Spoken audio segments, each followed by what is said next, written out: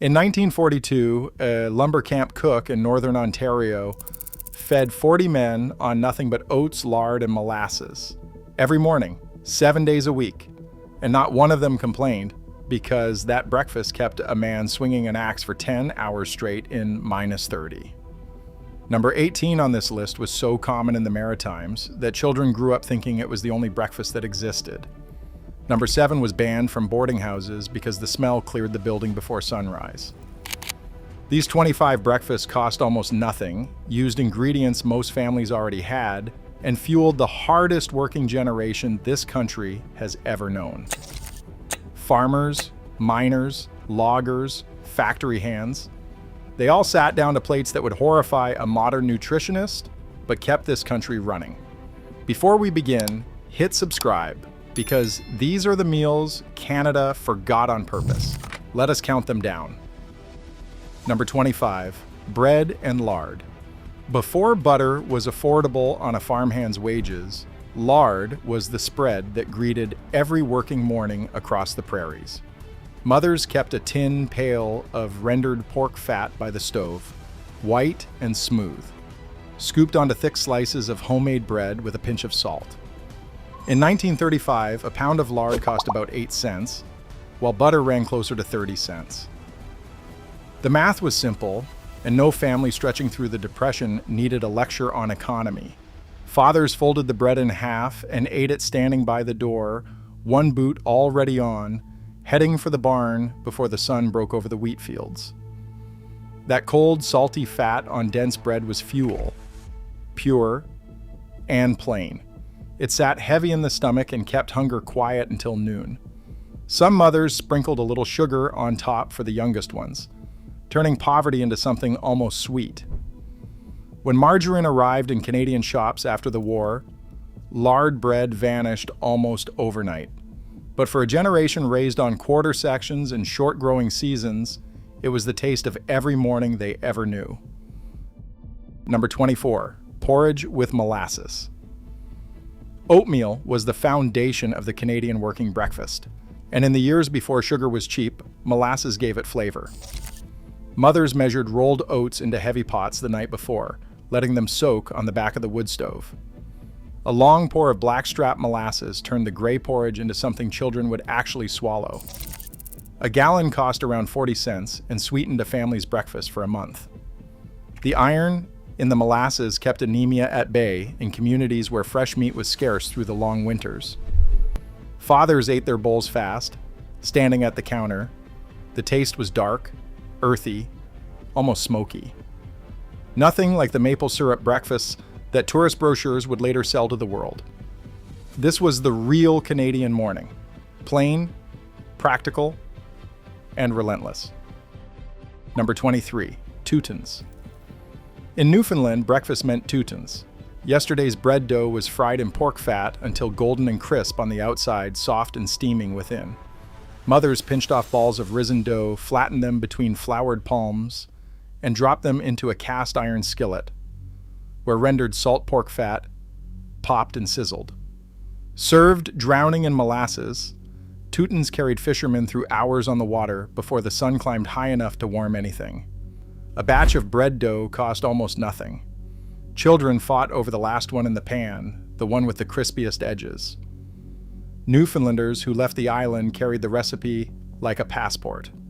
You could find Teutons frying in Fort McMurray kitchens 60 years later, the smell pulling homesick roughnecks back to outport mornings they thought they had forgotten. Number 22, Cretons. In Quebec, a working man's breakfast without Cretons was not a breakfast at all.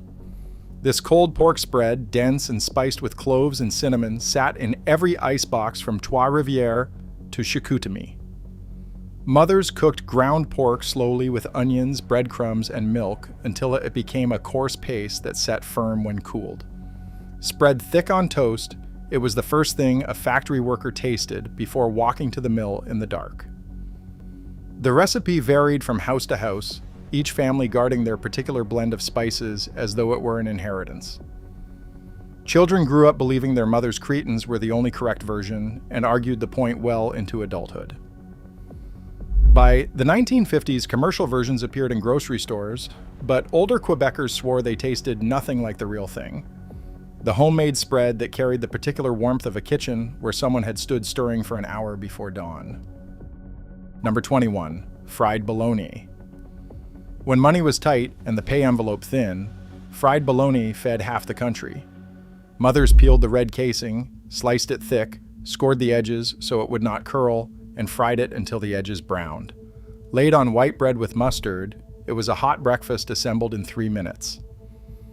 In mining towns across northern Ontario and Cape Breton, fried bologna was as regular as the shift whistle.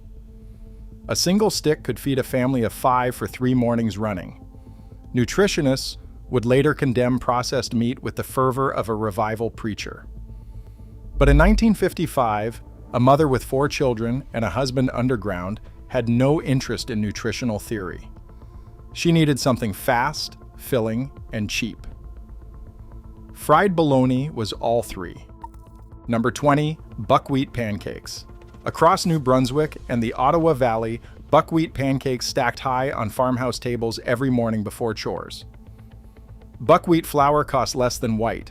It grew in poor soil and produced a dense, nutty pancake that stuck to the ribs through a full morning of fieldwork. The pancakes came out dark, almost gray, with a slightly sour tang. Children drowned them in molasses. Fathers ate them plain with black tea. A 5-pound sack cost 20 cents in 1938 and lasted 2 weeks of mornings. When white flour became cheap after the war, buckwheat faded fast, replaced by lighter, sweeter flapjacks. Number 19, salt pork and potatoes. Salt pork sliced thin and fried until the fat rendered out crisp, then leftover boiled potatoes sliced into that hot fat and fried until golden.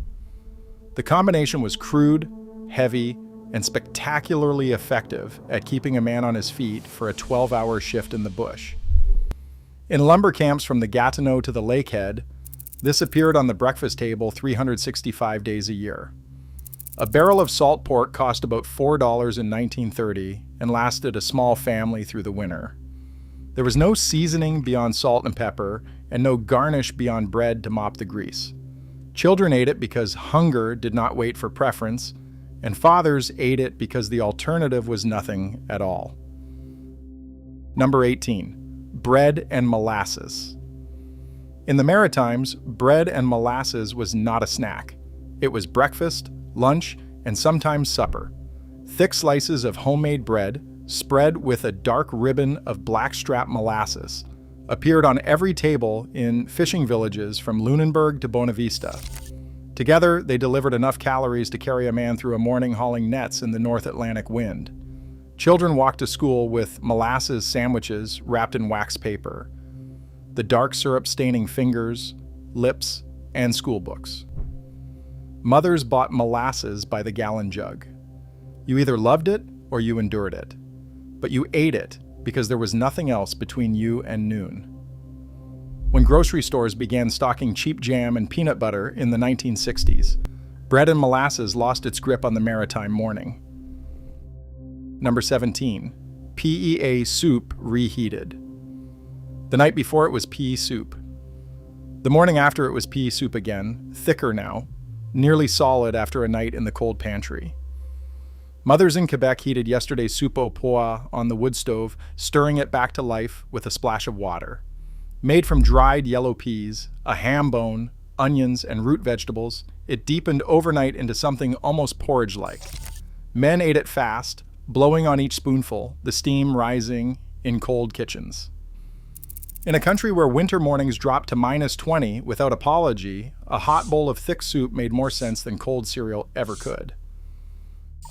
Number 16, cornmeal porridge. Before commercial cereals lined supermarket shelves, cornmeal porridge fed families across Ontario and Quebec who could not afford oats every morning. Mothers stirred yellow cornmeal into boiling salted water, cooking it low and slow until it thickened into golden mush. Served with butter or milk and brown sugar, it was the breakfast of tenant farmers and mill workers. A sack of cornmeal cost less than oats and stretched further. The texture was heavier, grittier, and it sat in the stomach like a brick. which was exactly the point when the next meal was 8 hours away. Some families let the leftover porridge set in a loaf pan, then sliced and fried it the next morning in bacon fat, creating a crispy golden slab that children actually preferred to the original. That fried version showed up in lumber camps and railway boarding houses across the country. It vanished when instant oatmeal made the old, slow-cooked gruels seem like relics of a harder time. Number 15, baked beans, cold from the pot. Last night's baked beans became this morning's breakfast without ceremony or apology. Mothers scooped cold beans from the heavy crock, thick with molasses and salt pork, and served them on bread or alongside a fried egg if the hens were laying. In Quebec, fèves au lard had simmered all day Saturday in the wood stove, slow-cooked with mustard, onion, and a chunk of salt pork buried in the middle. By Monday morning, the beans were dense, sticky, and deeply flavored. A pot that cost 15 cents in ingredients fed a family for 3 days running.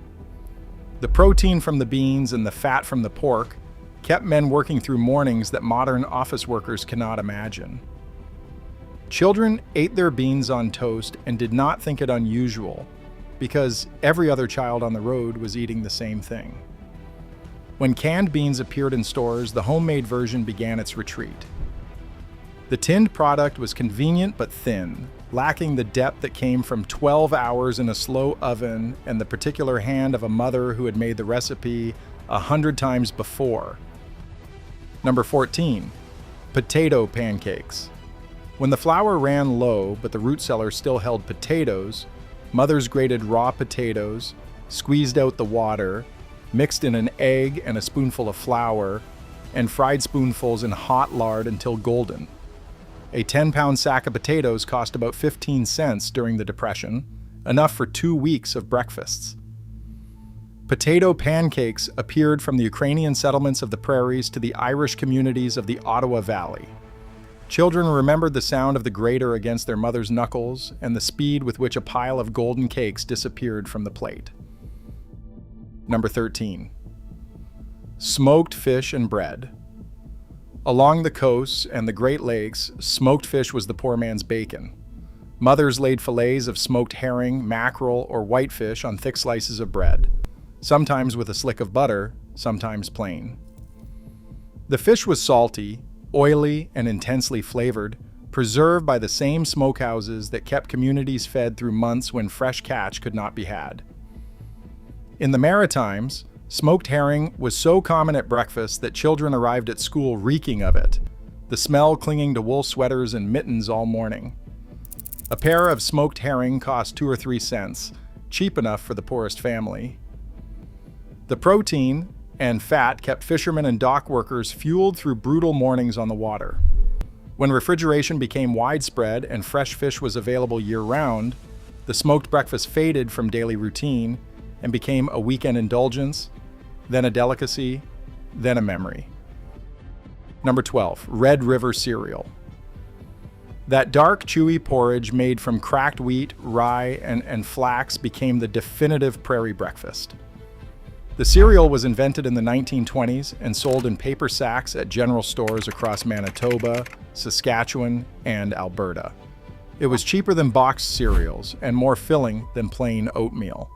The flax gave it an earthy, almost grassy flavor that children tolerated because the brown sugar on top made everything acceptable.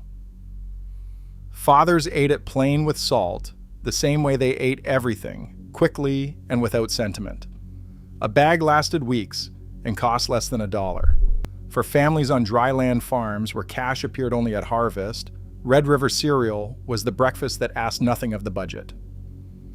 It survived longer than most entries on this list, but even it eventually lost ground to instant packets and sugared flakes that promised speed over substance. Number 11, bannock and tea. That simple flatbread of flour, lard, baking powder, salt, and water was fried in a skillet or baked over an open fire. In the north, where supply shipments came twice a year if the weather allowed, bannock was not a choice, but a constant. Trappers, prospectors, and families in remote communities broke bannock with their hands and dipped it into strong black tea sweetened with canned milk. The dough came together in minutes. Nothing to spoil, nothing to measure precisely, nothing to wait for. Bannock meant survival, and tea meant warmth. Together, they carried people through mornings that most Canadians today cannot fathom. Number 10, EGs in a basket. A mother cut a circle from a slice of bread, laid it in a buttered skillet, and cracked an egg into the hole. The bread toasted golden, while the egg set in the middle. Children loved them because the cutout circle became a bonus piece to dip in the runny yolk. In the 1940s, a dozen eggs cost about 30 cents on the prairies, and bread was baked at home. One pan, one egg, one slice. A meal in 3 minutes. It vanished not because it stopped working, but because the morning itself changed, shrinking from a meal at the table to a granola bar in the car. Number 9, leftover hash. Monday morning meant Sunday's roast got a second life. Mothers chopped whatever meat remained, mixed it with diced potatoes and onion, and fried the lot in a heavy skillet until a crust formed on the bottom. The hash was pressed flat with a spatula, left to crisp, then served crust side up with an egg on top if the week was generous. In working families across the country, hash was breakfast recycling before anyone used that word. A roast that fed 6 on Sunday now fed 6 again on Monday morning. The crispy bits, dark and caramelized where the meat met the hot iron, were the prize. Children dug for them with their forks. The meal was never the same twice because it depended entirely on what had survived the night before. When families stopped making Sunday roasts, hash lost its raw material. The ritual of the Monday morning fry-up faded with the tradition that fed it. Number 8, oatmeal with canned milk. In communities where fresh milk spoiled before the week was out, carnation evaporated milk saved breakfast. That sweet, slightly caramelized flavor turned plain porridge into something children would eat without protest. A tin cost 10 cents in the 1940s. Generations of Canadians grew up thinking milk tasted like carnation because that was the only milk they had ever known. When refrigerated milk became widely available, canned milk retreated to the back of the cupboard, but the taste lingered in memory. Number 7, fried salt pork scraps. The cheapest cut in the butcher's shop cost almost nothing because they were the trimmings nobody wanted. Mothers fried these small, fatty pieces until they rendered out crisp and golden, then served them on bread with the rendered fat poured over. The smell was powerful enough to wake everyone in the house and strong enough to linger in curtains and clothing for the rest of the day. Boarding houses banned the practice because the odor drove complaints from tenants who were not accustomed to the intensity of rendered salt pork at 6 in the morning. But in farmhouses and fishing villages, that smell meant someone cared enough to stand at the stove in the dark, feeding a family on pennies. Children ate the crispy scraps with their fingers, burning their mouths on the hot fat, and coming back for more. When fresh bacon became affordable after the war, salt pork scraps disappeared from the morning table and took their particular pungent honesty with them. Number 6, Paloyayas.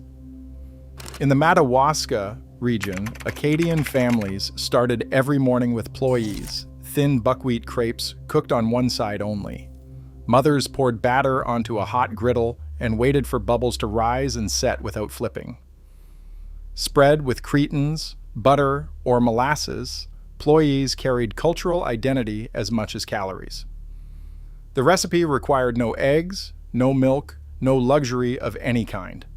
Children who moved away for work described the homesickness that hit hardest at breakfast, when no diner in Toronto could produce anything close. Number 5, bread pudding from stale bread. When the bread went hard, as it always did before sliced commercial loaves in plastic bags, mothers tore it into pieces, soaked it in a mixture of eggs, milk, and sugar, and baked it into a pudding that served as breakfast for the whole family. a pinch of cinnamon or vanilla if the cupboard allowed, a handful of raisins if the week had been kind. The pudding came out golden and custardy, somewhere between cake and French toast, and it cost nothing beyond ingredients already in the kitchen. In the 1930s, wasting bread was unthinkable. Bread pudding was the answer to that discipline, a way to make yesterday's failure into this morning's meal. Mothers served it warm with a pour of canned milk, and children ate it believing it was a treat rather than an act of economy. The dish faded when commercial bread stayed soft for days in its plastic wrapper, removing the necessity that had created the recipe in the first place. Number 4, pork jowl and eggs. The cheapest part of the hog's head, the jowl, was sliced and fried like bacon in kitchens across rural Canada. It was fattier, chewier, and stronger in flavor than side bacon, but it cost a fraction of the price. Mothers fried the jowl slices until the fat rendered out and the edges crisped, then cracked eggs into the same pan, letting them cook in the rich pork fat. Served with toast, this was a farm breakfast that could carry a man through a morning of haying or threshing without stopping. A whole pork jowl might cost 10 cents when bacon cost 30 cents. The math decided the menu. Children learned to eat it without complaint because complaining changed nothing about the family budget. When supermarkets standardized their meat counters and pork jowl disappeared from the display case, the breakfast it anchored vanished with it. Today, cured pork jowl appears on restaurant menus at prices that would make those farm mothers laugh until they cried. Number 3, boiled wheat berries. On the prairies, where wheat grew in every direction to the horizon, but cash was scarce as rain in July, farm families ate the grain itself for breakfast. Mothers soaked whole wheat berries overnight, then boiled them until tender and served them like porridge with milk and brown sugar. A scoop from the grain bin cost literally nothing for a farming family. It was eating the crop before the market could claim it. Children chewed each spoonful slowly, the hard kernels resisting in a way that rolled oats never did. The flavor was clean and weedy, tasting of the field and the harvest. Some mothers cracked the wheat first in a hand grinder, producing a coarse porridge that cooked faster and went down easier. This breakfast survived as long as small family farms survived, and it disappeared for exactly the same reasons. When the wheat left the farm in a truck bound for the elevator, it stopped being food and became a commodity. Nobody's children eat boiled wheat berries anymore, but the taste is still there in the memory of anyone who grew up within sight of a grain elevator. Number 2, lumberjack beans. In the bush camps of northern Ontario, Quebec, and British Columbia, the cook had one job that mattered: getting a pot of beans on the table before the crew hit the timber. Enormous pots of white navy beans baked overnight with salt pork, molasses, mustard, and onion, served steaming at 4:30 in the morning alongside bread and tea strong enough to strip varnish. A single pot fed 30 men for a penny a head. The camp cook who made good beans was respected above the foreman. The cook who made bad beans did not last the season. When mechanization replaced muscle, the bush camps emptied and the cookhouses went cold. The lumberjack bean breakfast vanished not because it failed, but because the world it fed no longer existed. Number 1, porridge with dripping. The most humble and most forgotten breakfast in Canadian working history was a bowl of oatmeal with a spoonful of meat dripping stirred in instead of milk or butter. Mothers across the country, from Cape Breton coal towns to prairie homesteads to Pacific Coast fishing villages, stretched the morning meal by adding a tablespoon of save beef or pork fat to each bowl. The fat melted into the porridge, enriching it, adding calories and making it stick to the ribs in a way plain oatmeal never could. There was no sugar, no fruit, no honey, just oats, water, salt, and dripping. It cost nothing beyond the oats themselves. Children ate it without knowing they were poor. Fathers ate it without tasting it, their minds already on the shift ahead. Mothers ate whatever was left in the pot after everyone else had been served. This was the breakfast that built the country. When prosperity finally arrived and families could afford butter and sugar and bacon and eggs, porridge with dripping was the first thing forgotten. Not because it deserved to be, but because remembering it meant remembering how hard the mornings used to be. Try one of these this week: croutons, bannock and tea, or cold baked beans on bread. Then come back and tell me which one you were going to try in the comments. These were not just cheap breakfasts. They were the fuel that built this country, one cold morning at a time.